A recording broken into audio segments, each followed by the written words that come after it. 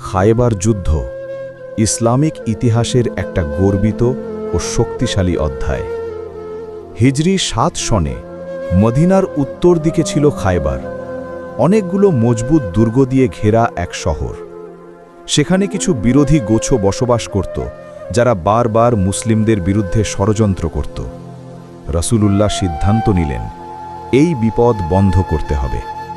তিনি প্রায় ১৪০০ সাহাবী নিয়ে খায়বার অভিযানে বের হলেন। মুসলিম বাহিনী যখন হঠাৎ খায়বারে পৌঁছায়, শত্রু দল চকিত হয়ে যায়। তারা তাড়াতাড়ি দুর্গের ভিতরে আশ্রয় নেয়, কিন্তু খায়বার ছিল সহজ জায়গা না। একের পর এক মজবুত দুর্গ, প্রত্যেকটা আলাদাভাবে রক্ষা করা হতো। যুদ্ধ চলতে থাকে অনেক দিন। কয়েকজন সাহাবী পতাকা নিয়ে অগ্রসর হলেন, কিন্তু প্রথম দিকে বিজয় আসছিল না। তখন রাসূলুল্লাহ বলেন, আগামীকাল আমি পতাকা দেব এমন একজনের হাতে, যে আল্লাহ ও তার রসুলকে ভালোবাসে এবং আল্লাহ ও তার রসুলও তাকে ভালোবাসেন। তার হাতে আল্লাহ বিজয় দেবেন। সব সাহাবী ওই সম্মান পাওয়ার আশা করলেন। পরের দিন রসুল ডাকলেন হযরত আলী ইবনে আবি তালিবকে, কিন্তু তখন তিনি চোখের ব্যথায় কষ্ট পাচ্ছিলেন, দেখতেও পারছিলেন না ভালোমতো। রাসূলুল্লাহ তার চোখে নিজের মুবারক লালার ছোঁয়া দিলেন, দোয়া করলেন। সাথে সাথে তিনি সুস্থ হয়ে গেলেন, যেন কোনো দিন অসুস্থ ছিলেন না। তারপর পতাকা তুলে দেওয়া হল হযরত আলী রাদিয়াল্লাহু আনহু এর হাতে। তিনি নির্ভয়ভাবে দুর্গের দিকে অগ্রসর হলেন।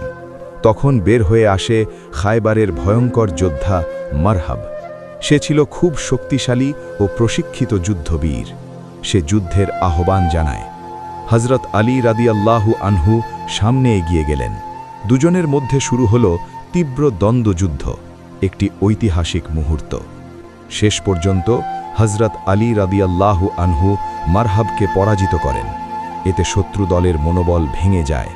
তারপর শুরু হয় দুর্গের দরজার সামনে ভীষণ লড়াই। ইতিহাসের অনেক বর্ণনায় আসে, হযরত আলী রাদিয়াল্লাহু আনহু দুর্গের বিশাল দরজা উপরে তুলে ফেলেন এবং ওটাকে ঢাল হিসাবে ব্যবহার করেন। পরে অনেক লোক মিলেও সেই দরজা তুলতে অসুবিধা হয়েছিল।